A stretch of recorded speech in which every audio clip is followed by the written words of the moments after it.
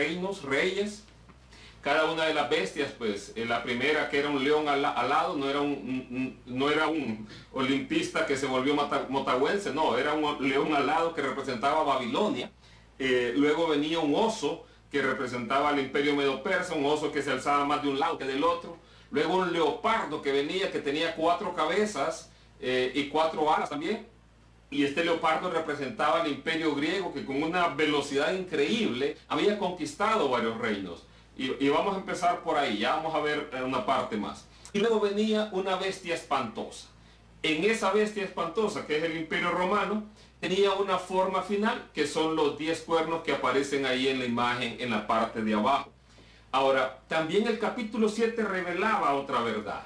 Y es que uno, como hijo de hombre, que es nuestro Señor Jesucristo, recibía del Padre todo honor, toda gloria, todo poder, toda autoridad sobre todo reino y nación. Entonces a Él le es concedido todo eso. Y cuando Él recibe eso, precisamente cuando todos estos imperios mundiales perecen, porque Él viene a formar un imperio que es el reino de Dios, uno que nunca va a perecer, nunca va a morir su reino. Su reino no es de este mundo, pero Él lo va a establecer aquí. Vamos a estar, de acuerdo al libro de Apocalipsis, 1000 años acá. Y luego vienen cielos nuevos y tierra nueva. Pero su reino es un reino eterno. Él va a reinar con justicia y con paz. Y Él va a cumplir todas las promesas que ha hecho, tanto a Israel en el pasado, como también a la iglesia, donde Él viene a darnos ese reino también a nosotros. Entonces, hoy vamos a comenzar nuestra historia o la lectura de manera muy resumida en el capítulo 8. El capítulo 8 ya lo vimos un poco en el pasado, el miércoles pasado, donde estudiamos acerca de una visión que tenía Daniel. Era una visión donde aparecía un carnero que tenía 2 cuernos y un macho cabrío que tenía un único cuerno. Y este carnero que tenía 2 cuernos eran los reyes de Media y de Persia. Y el macho cabrío que tenía un solo cuerno era precisamente el imperio griego. Pero ahí nomás cuenta la historia que nos da la Biblia, que ese macho cabrío que tenía un único cuerno, que representaba a Alejandro Magno, fue quebrado ese cuerno. Y fue quebrado estando en lo mejor de su fuerza. Y eso representa muy bien la vida de Alejandro, porque Alejandro Magno, a la edad de 33 años, murió de una enfermedad. Entonces, el capítulo 8 narra esa historia de los versículos 1 al 8. Ahí tiene la visión Daniel. Luego del versículo 9 al 14, narra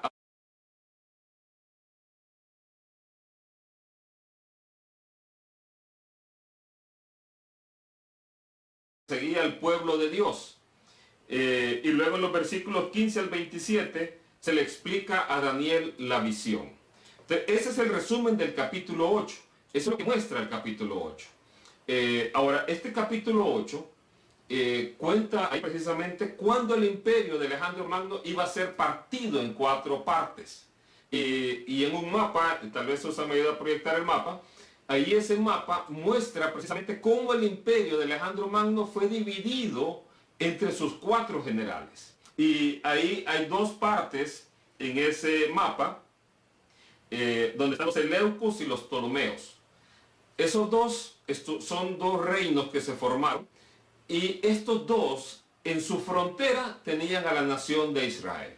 Y fueron reinos que estuvieron peleando y haciendo guerras. De esto aparece bastante relatado en el capítulo 11 de Daniel, pero ahí se menciona a un personaje en particular, y es a un cuerno pequeño también. Y ese cuerno pequeño, vamos a ver cómo lo describe la Biblia, pero antes de este, se si me retrocede una slide, Susan.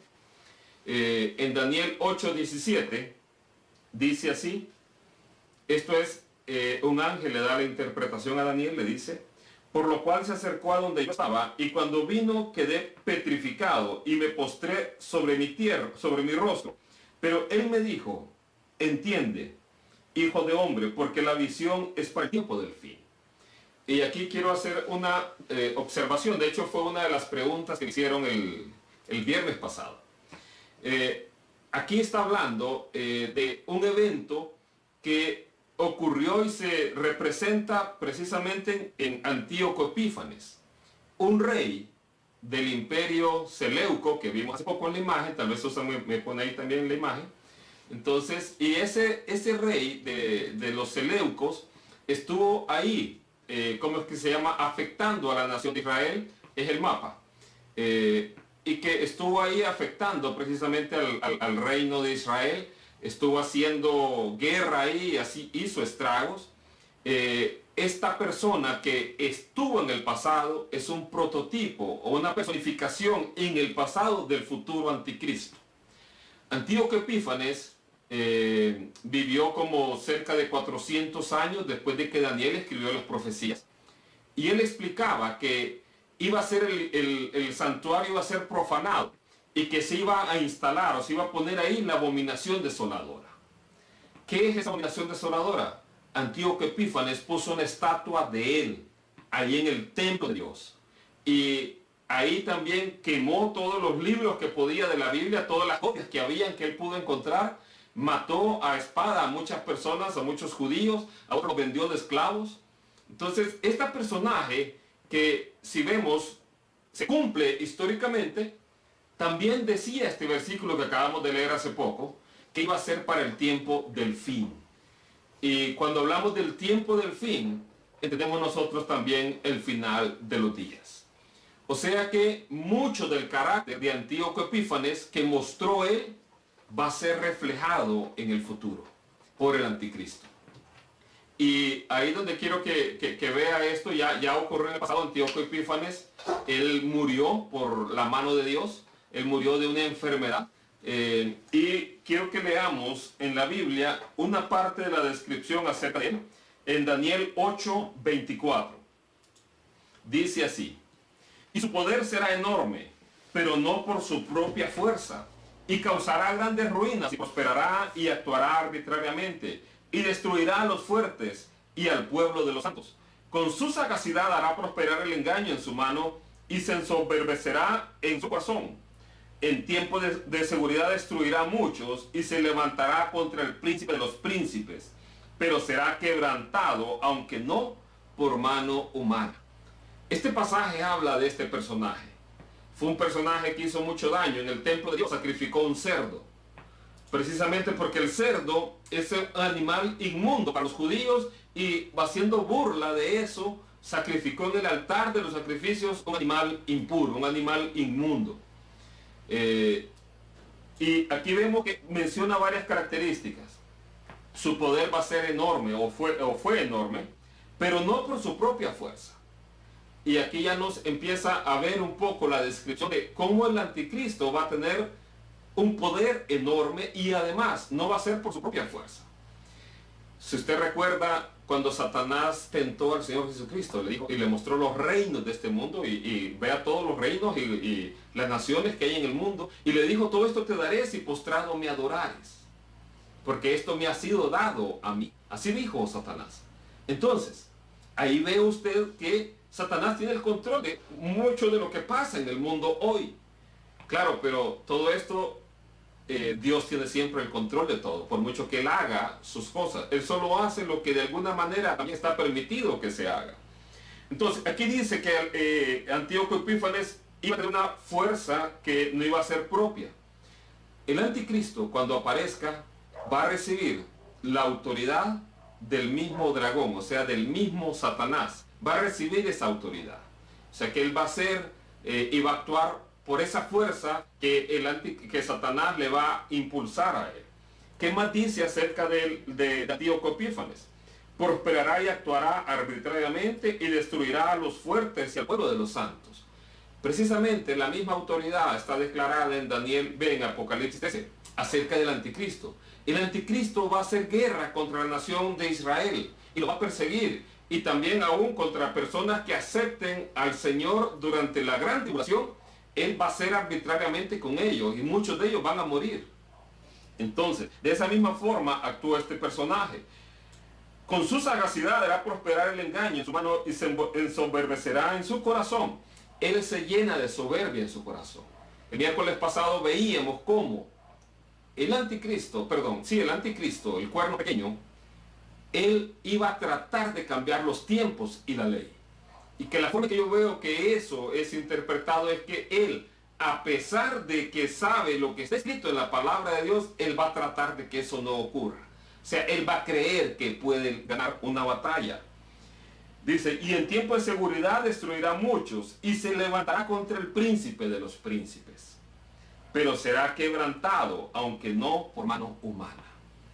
Va a tratar de hacer guerra contra Dios, va a tratar de oponerse a nuestro Señor Jesucristo, pero él va a ser vencido, aunque no por mano humana. Antíoco Epífanes en el pasado murió producto de una enfermedad.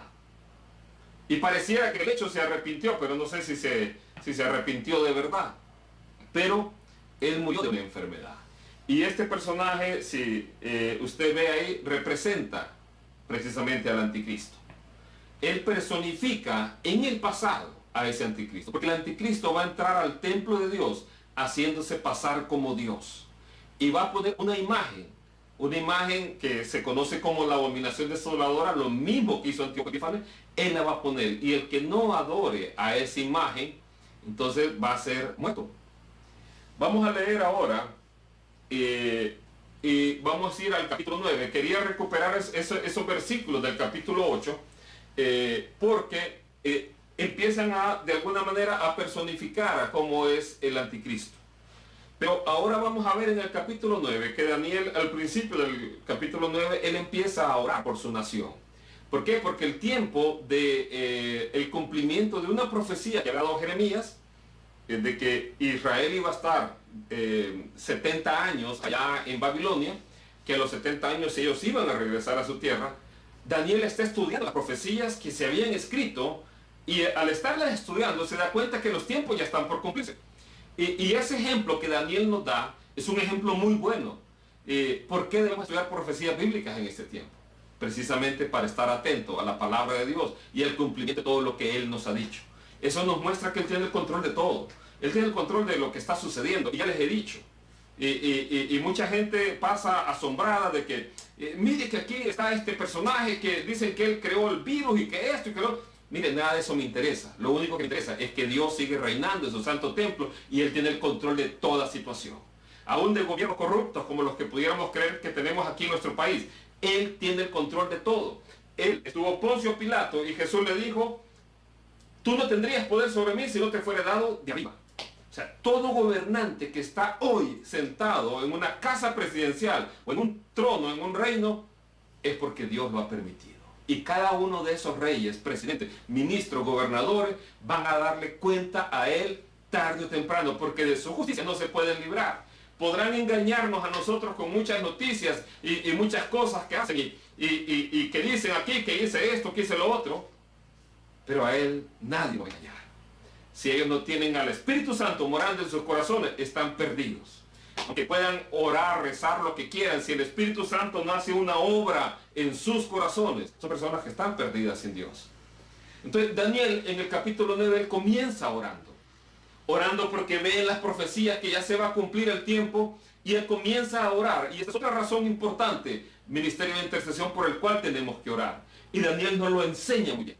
Daniel empieza orando diciéndole, Dios, reconocemos que hemos pecado como nación, que como nación nos hemos apartado de tus caminos, como nación te hemos fallado a ti. Él no empieza a reclamarle, Dios, tú prometiste esto y dijiste, no, él empieza reconociendo los pecados de la nación.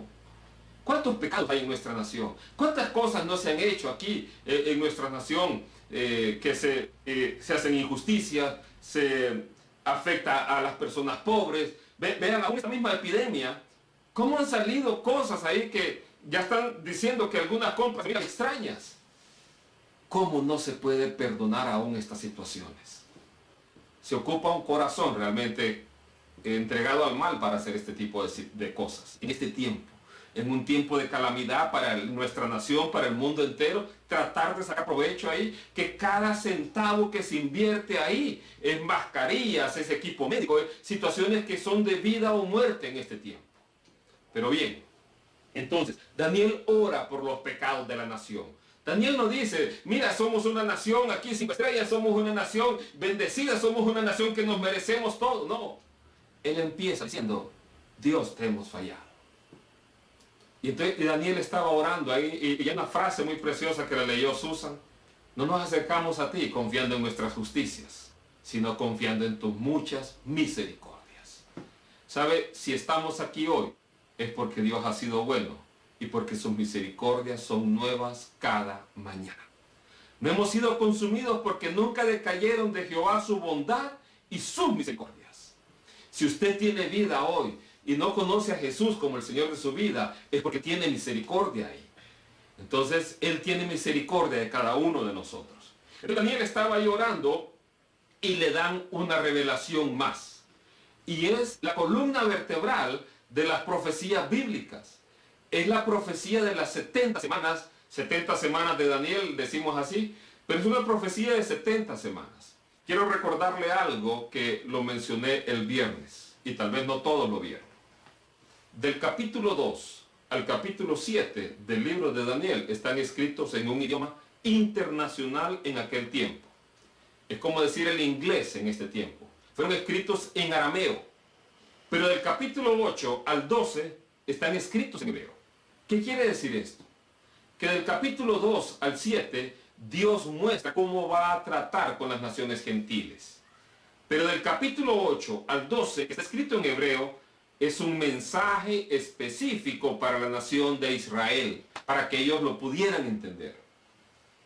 Entonces, ¿qué dice la profecía de las 70 semanas? Y eso nos vamos a estar la mayor parte del tiempo. Daniel 9:24 dice así: 70 semanas están determinadas sobre tu pueblo y sobre tu santa ciudad, para terminar la transgresión y poner fin al pecado y expiar la iniquidad, para traer la justicia perdurable y sellar la visión y la profecía y ungir al santo de los santos.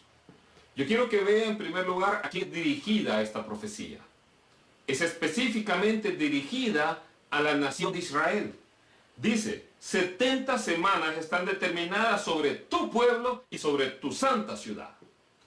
Es algo que está de alguna manera ligado tanto al pueblo de Israel como a la ciudad de Israel, a Jerusalén en este caso.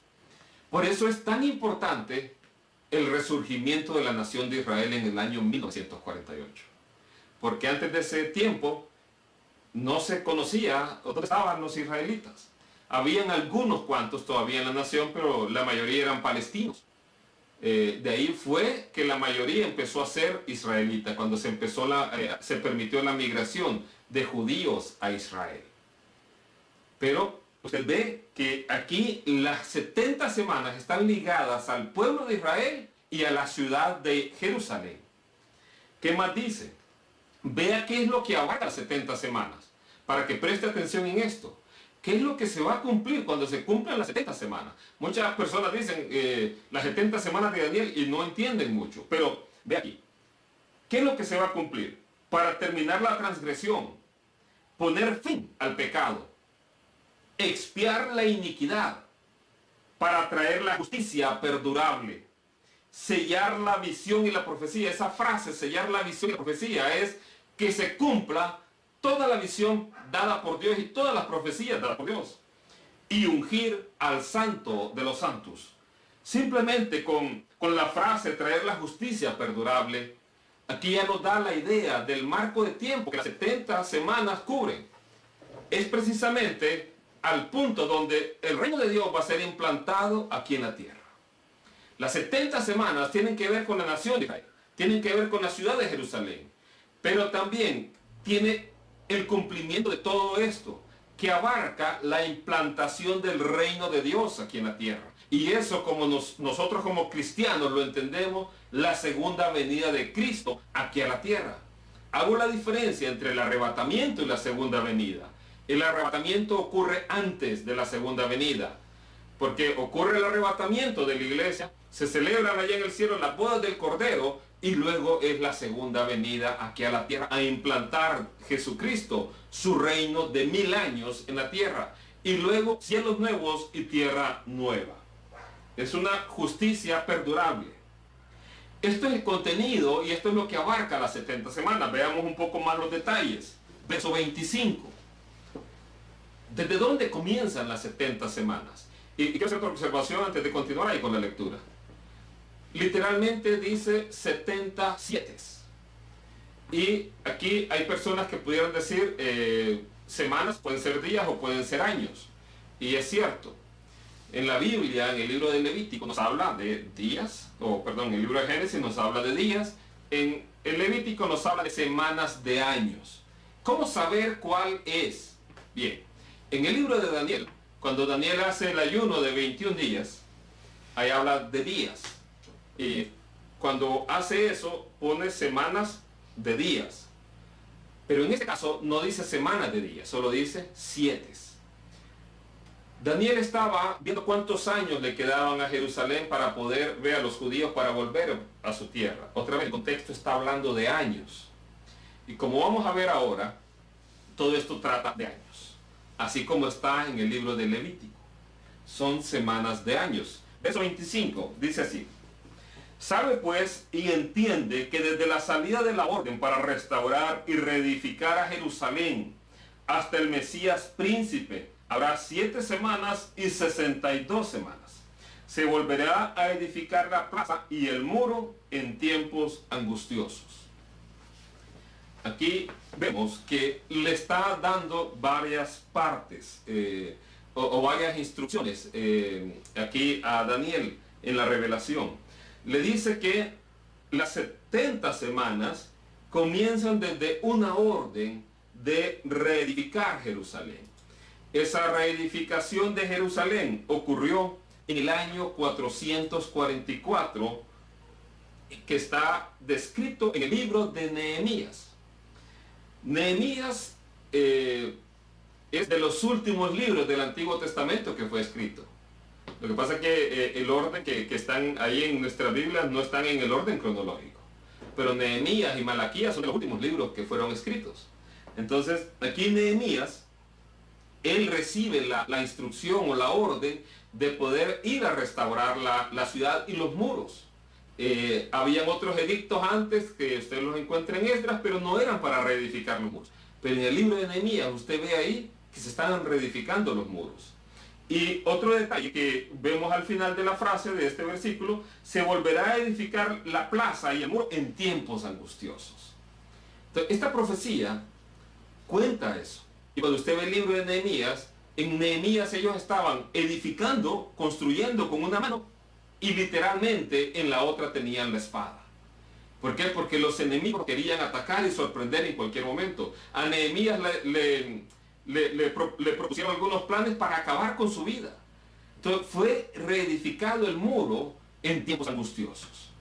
Entonces el punto de partida de las 70 semanas habla de una orden. Esa orden se dio en el año 444 antes de Cristo. ¿Qué más hay acá? Ahora, desde la orden, dice, para restaurar y reedificar Jerusalén hasta el Mesías príncipe. ¿Iban a transcurrir cuánto tiempo? Iban a transcurrir 7 semanas y 62. O sea, 69 semanas. Y aquí, ahí abajo mostramos la matemática. Tomamos como punto de partida el año 444. Luego abajo mostramos 7 más 62 son 69 semanas. Y aquí voy a hacer otro paréntesis antes de continuar. Recuerden, estamos buscando estas profecías hasta el Mesías príncipe.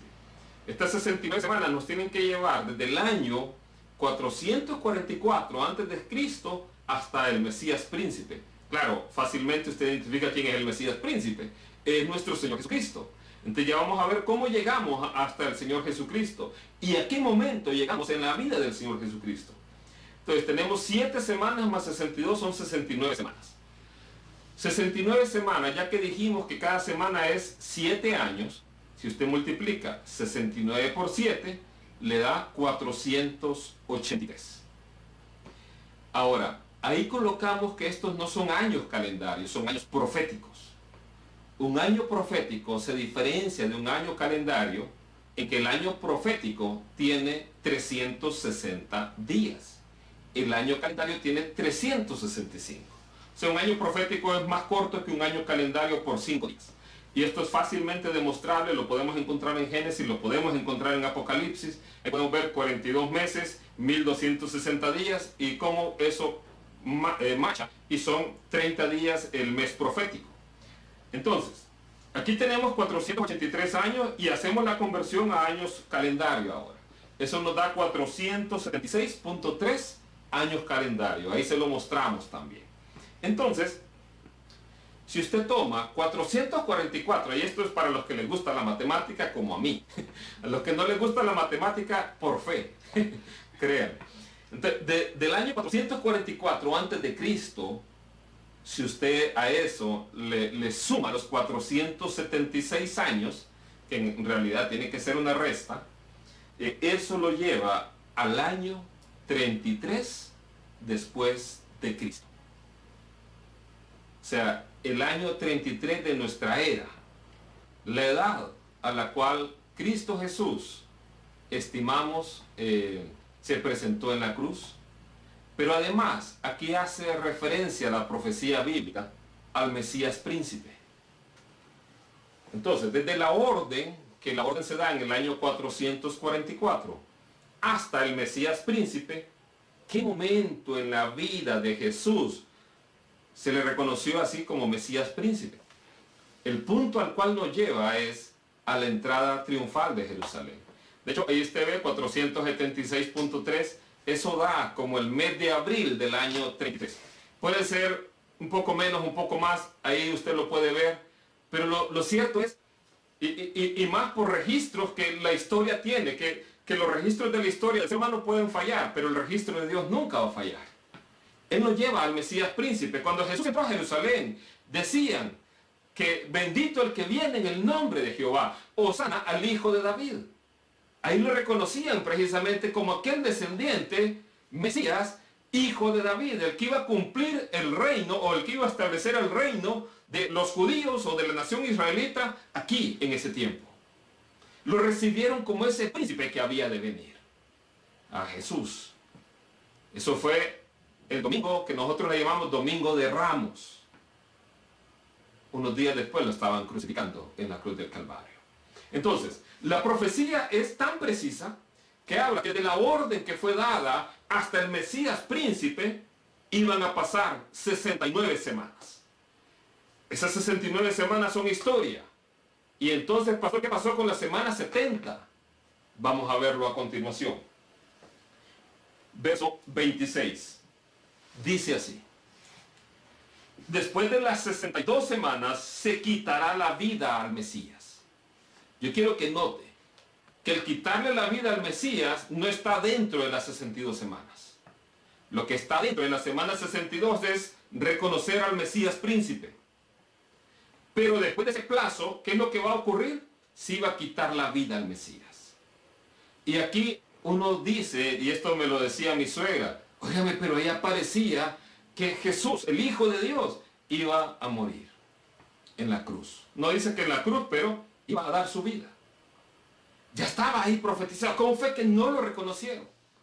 Sí, son de esas cosas que uno no entiende, pero quiero decirle algo. Cuando usted lee Lucas capítulo 1, si mal no recuerdo, o 2, por ahí, uno ve cuando a Jesús lo llevan al templo, que Simón estaba esperando al libertador, que iba a venir. Y cuando toma a Jesús, él da gracias a Dios porque le permitió verlo. Y también una profetisa también habló maravillas de Jesús. Lo que quiero decirle es que aquellos que estuvieron atentos a la palabra de Dios lo pudieron reconocer. Aquellos que esperaban la promesa de Dios lo pudieron ver. Si no, vea también Isaías 53. Hablaba de que él iba a ser molido por nuestros pecados.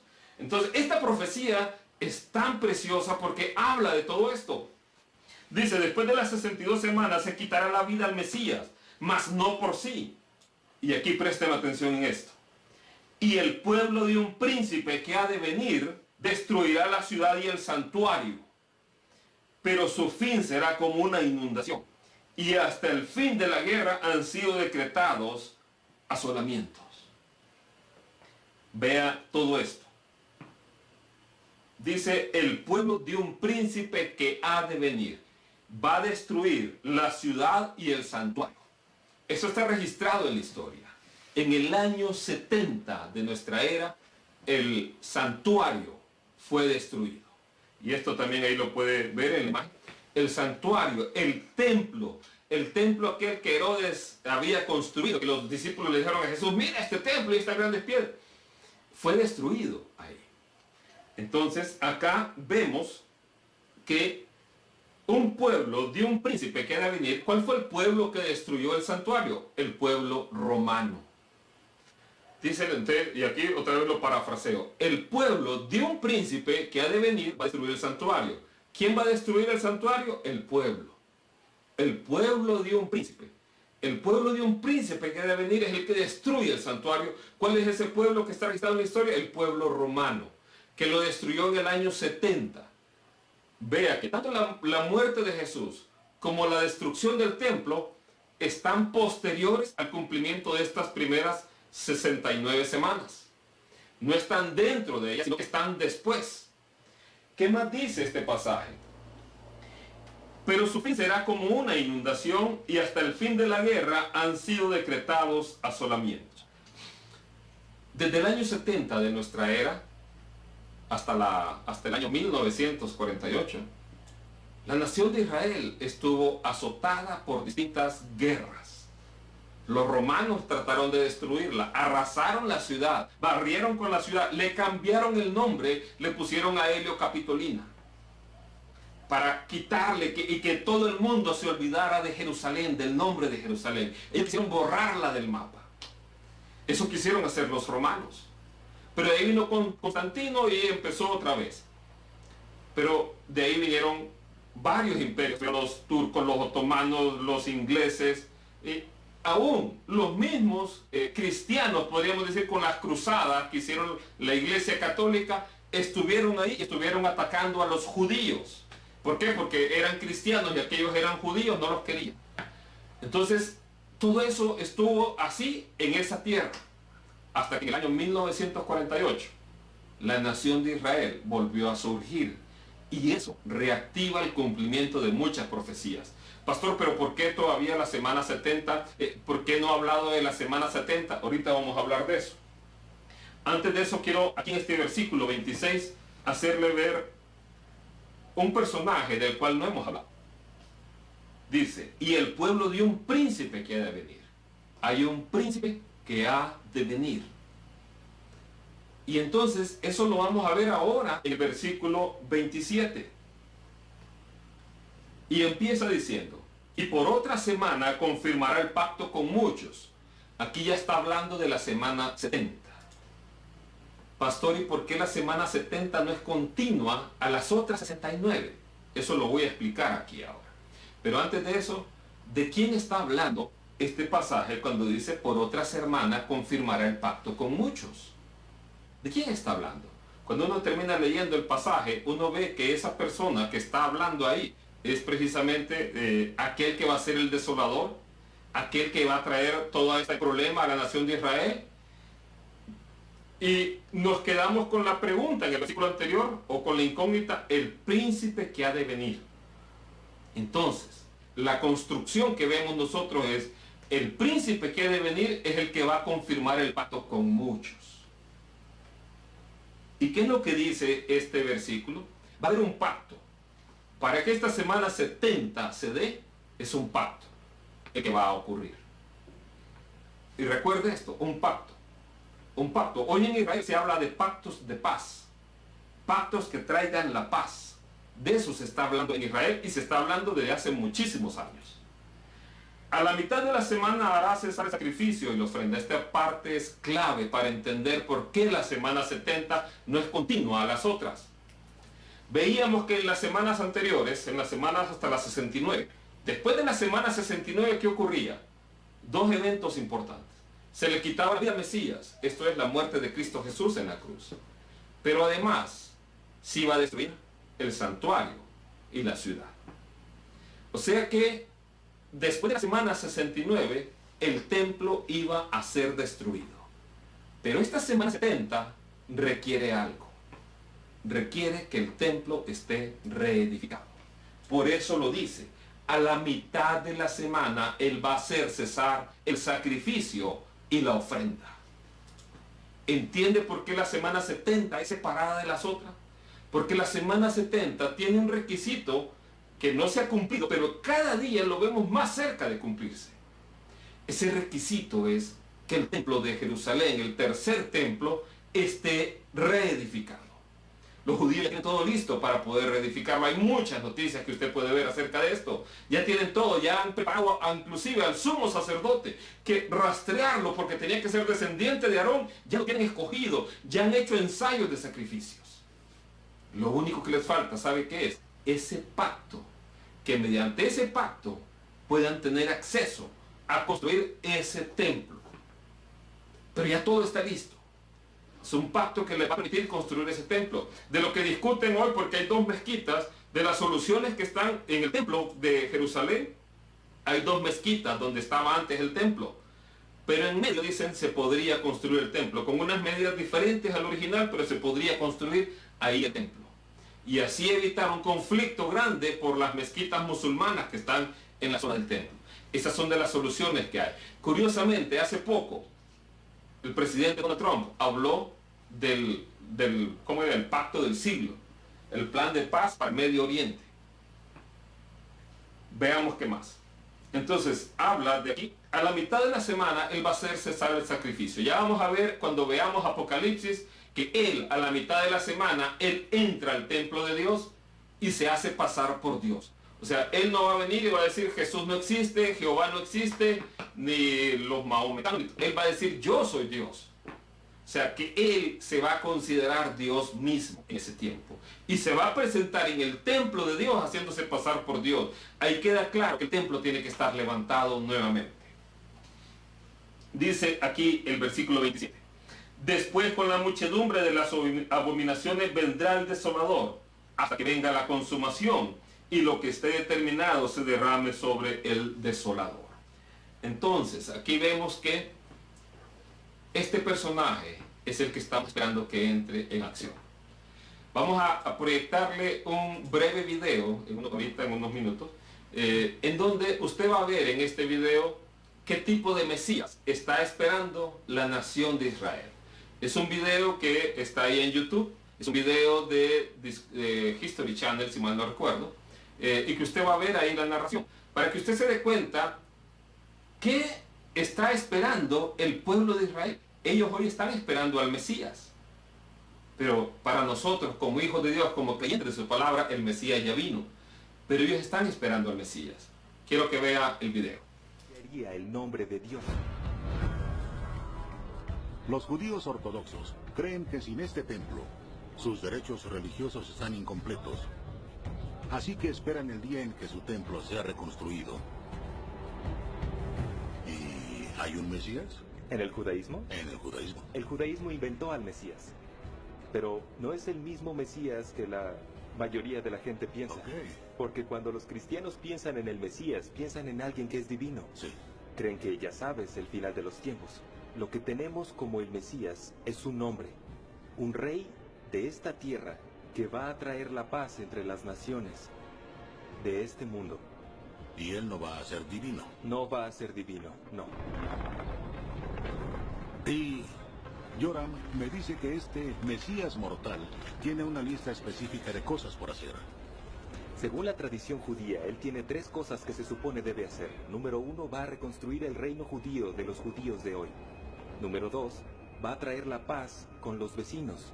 Y número 3, va a reconstruir ese templo. Reconstruir el templo. Aquí estamos. Este es el año 2015. ¿Qué van a hacer ahora? ¿Cuál es la posición judía contemporánea en cuanto al templo? Los judíos piensan en el mundo en términos de ese sueño que una vez existió en el mundo y que les fue quitado. Quieren traerlo de vuelta al mundo. ¿Qué es la reconstrucción del templo? La reconstrucción del templo como el símbolo supremo de esta era de justicia y paz que debemos ayudar a traer de vuelta al mundo. El judaísmo es solo una de las muchas religiones que prevé la llegada de la paz mundial algún día. Pero... Bien, como usted pudo apreciar, la nación de Israel estaba esperando al Mesías. Y ellos mencionan ahí en este video que el Mesías para ellos no tiene que ser un ser divino, sino uno de carne y hueso. De hecho, usted ve las noticias de algunos rabinos, dicen que ya el Mesías está entre ellos, que ya nació para ellos, y que es un ser humano. Así esperan ellos al Mesías. Y ese Mesías que ellos esperan es alguien que les va a traer paz con sus vecinos, y además es aquel que les posibilite la construcción de su tercer templo. Usted sabe quién es el que va a llegar. Y por eso Jesús decía, cuando venga otro en su propio nombre, a ese sí van a recibir. Aquí ellos están, como dice el libro de Romanos, capítulo 11, versículo 5. Ellos han sido enceguecidos momentáneamente, temporalmente. Por eso, esta semana 70 es una semana de prueba específicamente sobre Israel. Pero claro, es para el mundo entero que va a venir una gran prueba. Pero Israel en ese momento, ¿qué va a pasar? Es lo que creemos. Va a haber un pacto. Ya hay una propuesta de pacto, un tratado de paz, que le va a traer paz con sus vecinos y además les va a permitir la construcción del tercer templo. Eso es lo que creo que va a pasar. Y quien permita eso, ese va a ser su Mesías. Pero ellos lo van a reconocer como un Mesías que no es divino, es humano. El problema va a ser que a la mitad de la semana, ese personaje se va a hacer llamar Dios.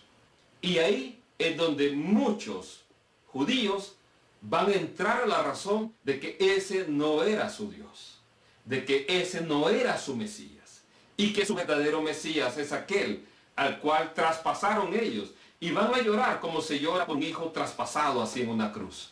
Eso es lo que dice la Escritura que va a pasar. Y ahí es donde ellos se van a arrepentir, y es donde el anticristo va a perseguir a muchos judíos. Muchos le van a aceptar así como él es. Y es ahí donde va a implantar precisamente aquella marca, la marca de la bestia, donde nadie va a poder comprar ni vender, sino el que tenga esa marca. Eso es el cumplimiento de la semana 70 de Daniel.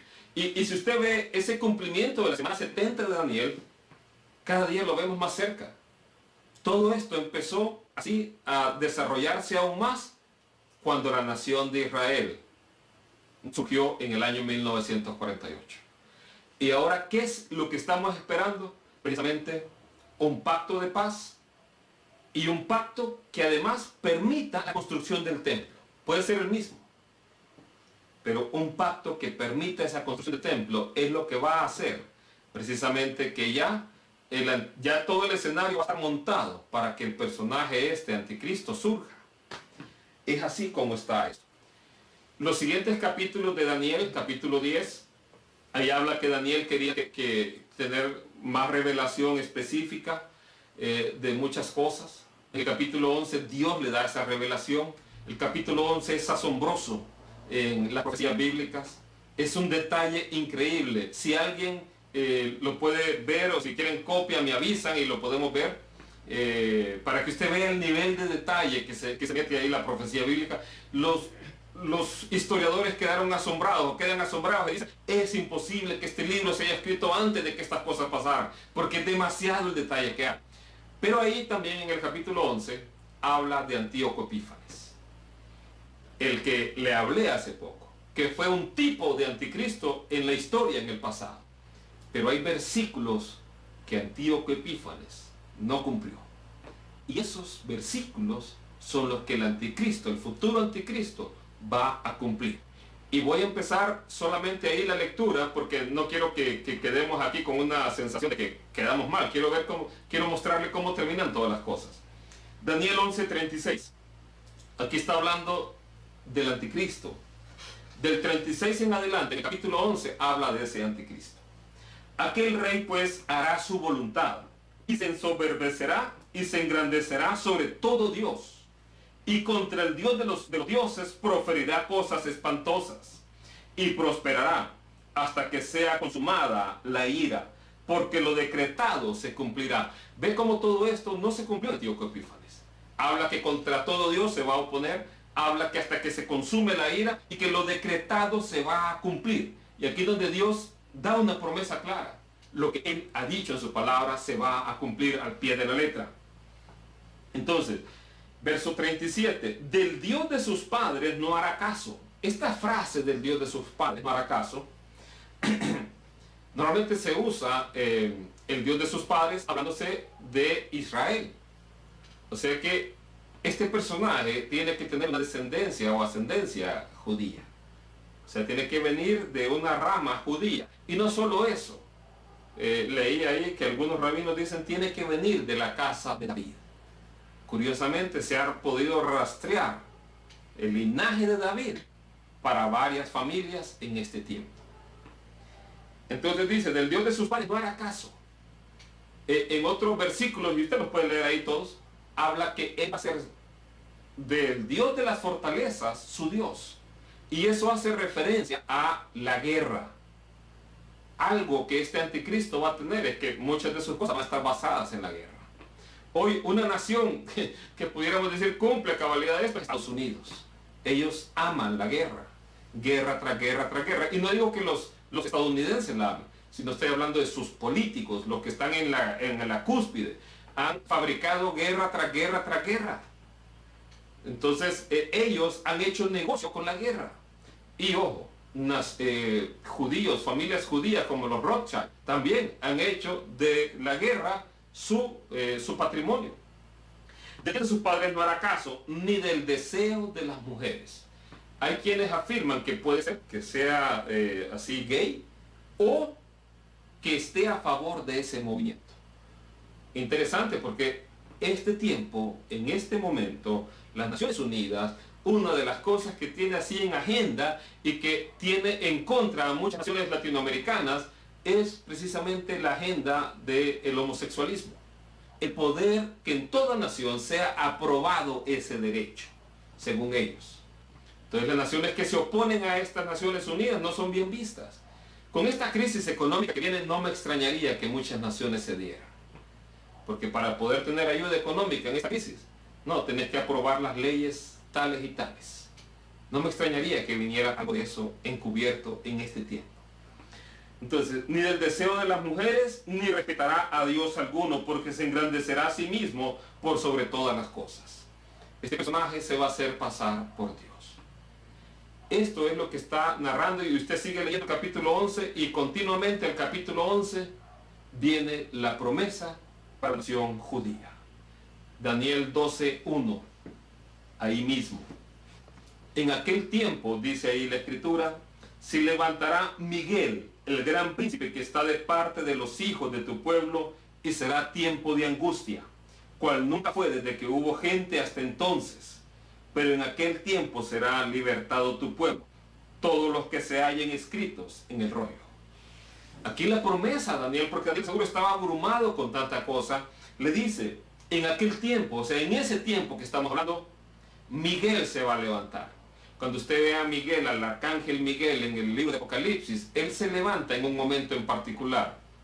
Cuando Satanás es arrojado del cielo y ya no vuelve a tener acceso al cielo, porque Miguel y sus ángeles pelearon contra el dragón y fueron echados a la tierra, y nunca más Satanás tiene acceso al cielo. Nunca más. Pero en ese momento que Satanás es echado a la tierra, dice que él sabe que le queda poco tiempo y va en furia a actuar contra Israel. Eso lo vamos a ver cuando veamos el libro de Apocalipsis. Pero ahí es precisamente donde ocurre el momento de la gran tribulación. Aquí dice, será tiempo de angustia, cual nunca fue desde que hubo gente hasta entonces. Jesús lo dijo, que cuando pusieran la abominación desoladora de la que habló el profeta Daniel, puesta en el lugar donde no tiene que estar, y de ahí dice, habrá gran tribulación como no hubo nunca en el mundo. Ese tiempo es el que se aproxima. Entonces, la abominación desoladora tiene que estar puesta en el templo de Dios. El templo tiene que estar erigido. Esa es una señal de que nos estamos acercando. Y cada vez que usted ve noticias de que el templo está cerca, o que un tratado de paz está cerca de Israel, son signos de que nos estamos acercando a ese momento. Pero ¿qué más dice aquí? Con esto termino. Verso 2 y verso 3. Daniel 12. Y una multitud de los que duermen en el polvo de la tierra serán despertados. Unos para vida eterna y otros para vergüenza y confusión eterna.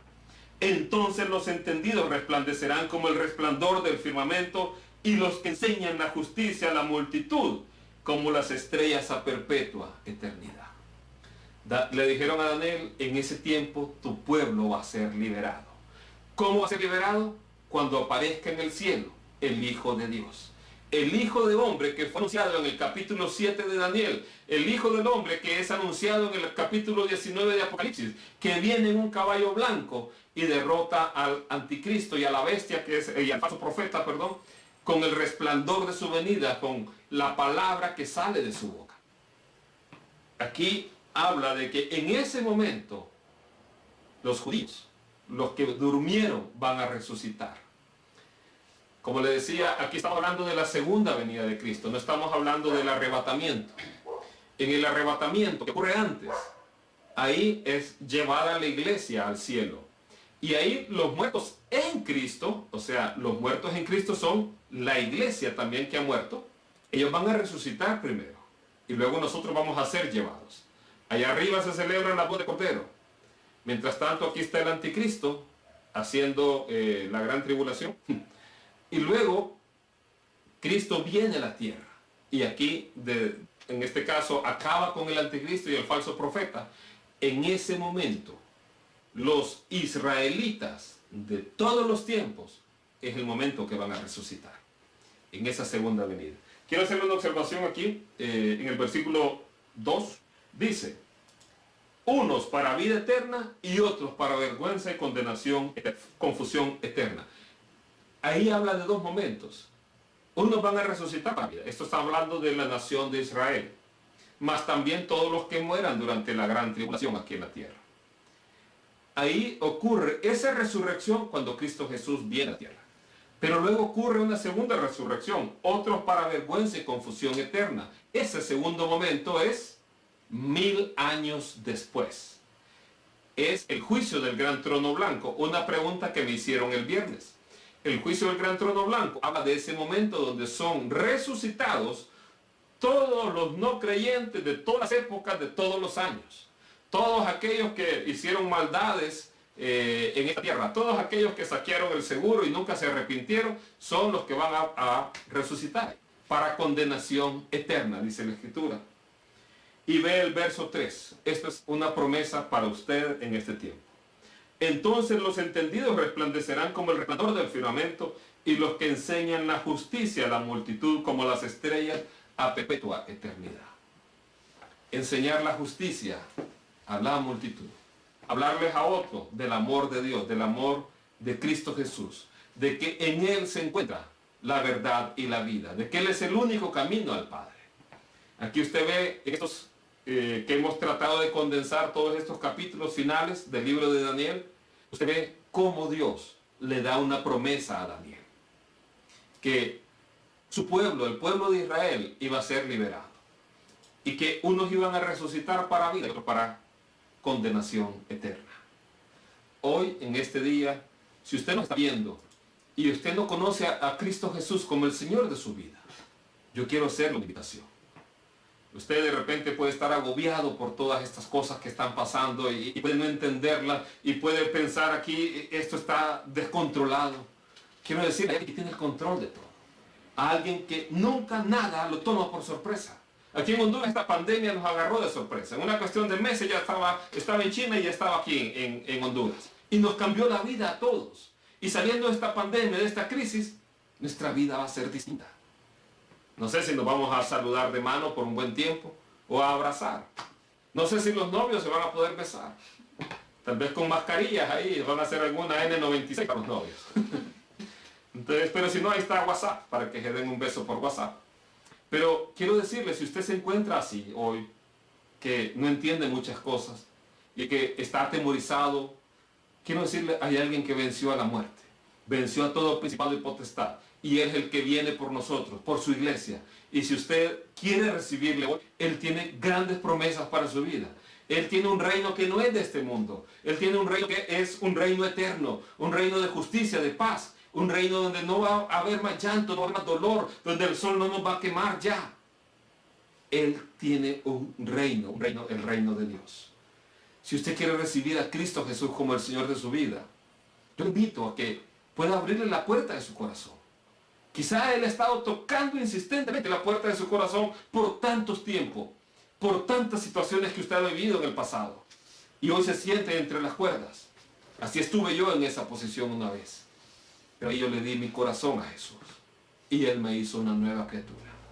Si usted quiere recibir a Jesús como el Señor de su vida, yo le invito en este momento a que pueda repetir esta oración conmigo y decirle así al Señor: Señor Jesús, estoy aquí en esta noche, he escuchado tu palabra y te quiero pedir perdón por todos y cada uno de mis pecados, Señor, para decirte que he vivido a mi manera, alejado de ti, apartado de tus caminos. Y hoy, en este momento, Señor, yo quiero entregarte mi corazón. Quiero que tú me hagas una nueva criatura. Que tú entres en mi corazón, que me llenes de tu Espíritu Santo. Que cambies mi manera de pensar, que cambies mi manera de vivir, que cambies mi carácter. Te rindo mi corazón y mi vida. Te reconozco como el Señor de mi vida. Te recibo como mi Salvador. Te pido, oh Dios, que me ayudes en este momento que estoy viviendo, que me des paz, que me des tranquilidad, que me des confianza, Señor. Hoy deposito mi fe en ti. Te doy gracias en el nombre de Cristo Jesús. Amén. Si usted nos está viendo hoy y si usted ha repetido esta oración, le pedimos ahí por el Facebook, póngase en contacto con nosotros. Le vamos a ayudar, aunque sea a la distancia, en este tiempo para su crecimiento cristiano, para que usted pueda caminar con fe en Dios. Va a tener un cuerpo de hermanos, que es esta congregación Unife, que le van a estar apoyando también. No los va a conocer tal vez ahorita físicamente, no los va a poder saludar, pero por lo menos por Facebook, por WhatsApp, va a tener una comunidad de hermanos que van a estar orando por usted, ayudándole con usted. Y en cualquier momento que usted necesite, vamos a estar ahí para servirle. ¿Sabe? Dios ha dejado aquí a su iglesia para que nos ayudemos unos a otros. No debemos de estar solos, sino que somos el cuerpo de Cristo. Así que si usted nos ha visto hoy por primera vez, y también si usted estuvo en la congregación y no tiene dónde congregarse, pues le invitamos acá, a que nos acompañe mientras estamos aquí por este medio, y que pueda ser parte también de las reuniones. Nos reunimos los miércoles a las 7, donde estamos teniendo estos estudios escatológicos. Próximo miércoles vamos a comenzar ya con Apocalipsis, un libro preciosísimo, dedicado de parte de Dios a sus siervos. Los viernes tenemos una sesión en vivo de preguntas y respuestas sobre estos temas de los miércoles. Los sábados tenemos reunión de jóvenes. Si me ayudan con la hora. Bueno, los jóvenes se reúnen, ahí les vamos a confirmar la hora. Se reúnen por Instagram. Y también los domingos tenemos a las 10 de la mañana. Los sábados es a las 7 de la noche la reunión de jóvenes. Y pronto, muy pronto, una reunión de devocional para oración. Ahí nos va a estar ayudando el pastor Raúl, a quien saludamos a él y a toda su familia. Muy pronto vamos a tener eso. Así que prepárese, amada iglesia. Y usted, hermano, si acaso necesita que oremos por usted, nos escribe ahí por el Facebook. Así que le manda saludos a toda mi familia. Les amamos y les esperamos el domingo a las 10 de la mañana, el viernes a las 7 de la noche y el sábado a las 7 de la noche. Así que mis amados hermanos, Dios bendiga sus vidas. En el nombre de Jesús. Amén.